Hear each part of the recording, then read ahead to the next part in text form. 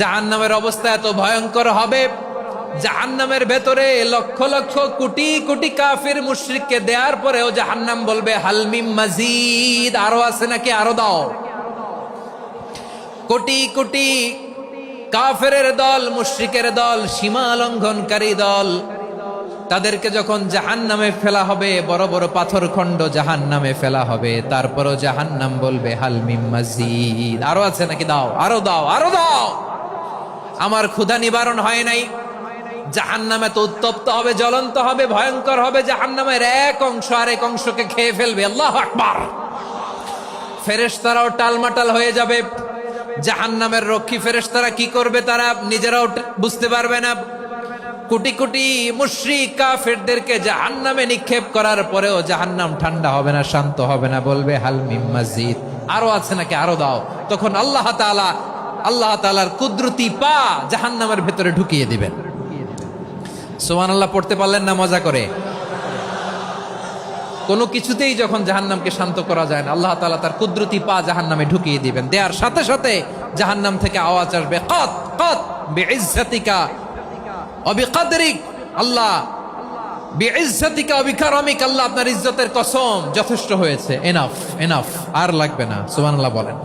আবার জাহান্নামীরা যখন জাহান্নামে যাবে, ফেরেশতারা ডেকে বলবে, ও কপাল পোড়া জাহান্নামীরা, জাহান্নামে কেন ঢুকলা? দুনিয়ার বুকে কি তোমাদেরকে সতর্ক করার জন্য কেউ আসে নাই? কুল্লামা উলকিয়া ফিহা ফাউজুন সাআলাহুম খাযানাতুহা আলাম ইয়াতিকুম নাযীর। সুবহানাল্লাহ পড়েন। আলাম ইয়াতিকুম নাযীর, কোন সতর্ককারী আসে নাই?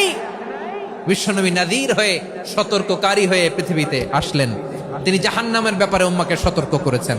জান্নাতকে যেমনি তিনি চমকপ্রদভাবে উম্মার সামনে পোট্রে করেছেন, চিত্রায়িত করেছেন, ঠিক অনুরূপভাবে ভয়ঙ্কর জাহান্নামকেও তিনি এই উম্মার সামনে পোট্রে করেছেন। জাহান্নামকে কিভাবে বিশ্বনবী উম্মার সামনে পোট্রে করলেন, চিত্রায়িত করলেন, শুনতে মনে চায়? সিলেটবাসী শুনতে মনে চায়?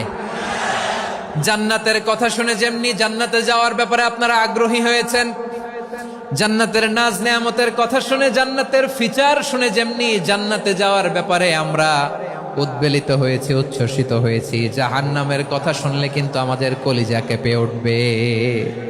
কিভাবে বিশ্বনবী পোট্রেট করলেন? বিশ্বনবী বলেন, নারুকুম হাযিহিল্লাতী ইউকিদু ইবনু আদম জুজউন মিন ৭০ জুজআন মিন হাররি জাহান্নাম। ও আমার উম্মতেরা, তোমরা যে রান্নাঘরে যে আগুন দিয়ে রান্না করো, তোমরা কি ভেবেছো জাহান্নামের আগুন ওই রান্নাঘরের আগুনের মতো না? আপনারা কিচেনে যে রান্না করেন, রান্নাঘরের আগুন আর জাহান্নামের আগুন তো একই না? সিলেটের ভাইরা বুঝে থাকলে উত্তর দেন। কিচেনের রান্নাঘরের আগুন আর জাহান্নামের আগুন এক না? একরকম? বিশ্বনবী বলেন, জুজউন মিন ৭০ জুজআন মিন হাররি জাহান্নাম। জাহান্নামের আগুন দুনিয়ার আগুনের চেয়ে কমপক্ষে ৭০ গুণ বেশি তেজওয়ালা। জাহান্নামের আগুনকে আল্লাহ নাম দিয়েছেন নারুল্লাহ। এটা আল্লাহর আগুন, নারুল্লাহিল মুকাদা আল্লাতী তাত্তালিউ আলাল আফইদা, যেটা কলিজার মধ্যে যে ধরে যায়। দুনিয়ার আগুন হাতে লাগলে হাত জ্বলে, পায়ে লাগলে পা জ্বলে। জাহান্নামের আগুন দেহের যেই জায়গায় লাগুক না কেন, সাথে সাথে কলিজাটা জ্বলে ছাই হয়ে যাবে। নারুল্লাহিল মুকাদা আল্লাতী তাত্তালিউ আলাল আফইদা।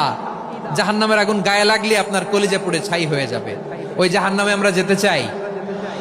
আমরা তো সবাই মিলে নাশিদ গাইলাম, জান্নাতে আমরা একা যাব না, সবাই মিলে যাব।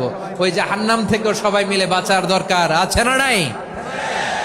কি ভয়ঙ্কর শাস্তির বর্ণনা যে বিশ্বনবী দিয়েছেন, এত বিস্তর আলোচনার সুযোগ আমার নাই। আমি শুধু সবচেয়ে হালকা পাতলা, দ্য লাইট পানিশমেন্ট, সবচেয়ে হালকা শাস্তি কি হবে এটা বলবো।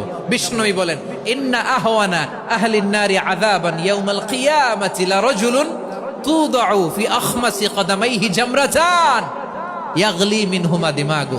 জাহান্নামের সবচেয়ে হালকা আযাব কি হবে শোনো। সবচেয়ে ভারী না হালকা? সবাই বলুন, জাহান্নামের সবচেয়ে কঠিন আযাব না হালকা? জাহান্নামের সবচাইতে হালকা আযাব হলো ওই ব্যক্তির আযাব যার পায়ে দুটো জাহান্নামের আগুনের জুতা পুড়িয়ে দেয়া হবে।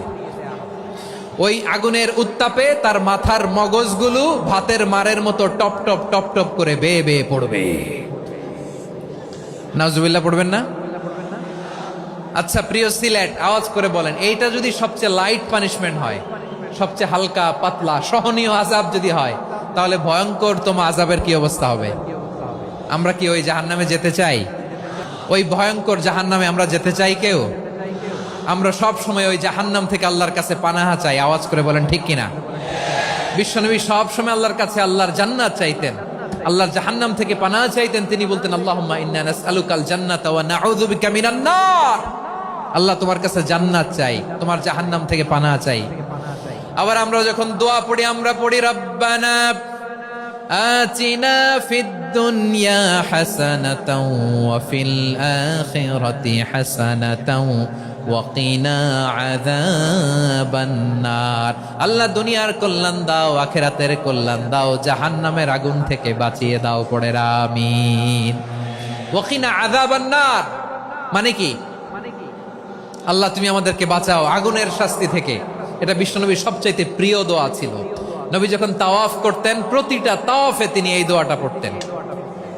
রুকনে ইয়ামানি থেকে হাজরে আসওয়াদে যখন তিনি যেতেন, এই দোয়াটা পড়তেন, রব্বানা আতিনা ফিদ দুনিয়া হাসানা ওয়া ফিল আখিরাতি হাসানা ওয়া কিনা আযাবান নার। আল্লাহ দুনিয়ার কল্যাণ দাও, আখিরাতের কল্যাণ দাও। আল্লাহ জাহান্নামের আগুনের শাস্তি থেকে তুমি আমাদেরকে বাঁচাও। আওয়াজ করে সবাই পড়ুন আমিন। তাহলে বিশ্বনবী ওই জাহান্নামের ব্যাপারে আমাদেরকে সতর্ক করেছেন। এজন্য আল্লাহ তাআলা বিশ্বনবীর নাম দিয়েছেন নাযীর, সতর্ককারী, ওয়ার্নার। আল্লাহ বলেছেন, নবী আপনারে আমি শাহিদ মানে সাক্ষ্যদাতা বানালাম, মুবাশশিরান আপনারে আমি সুসংবাদদাতা বানালাম, নাযীরা আপনারে আমি সতর্ককারী বানালাম। 4 নম্বরে ওয়া দাঈয়ান ইলাল্লাহি বিইذনিহি আপনারে আমি দাঈ ইলাল্লাহ বানালাম। সুবহানাল্লাহ পড়েন।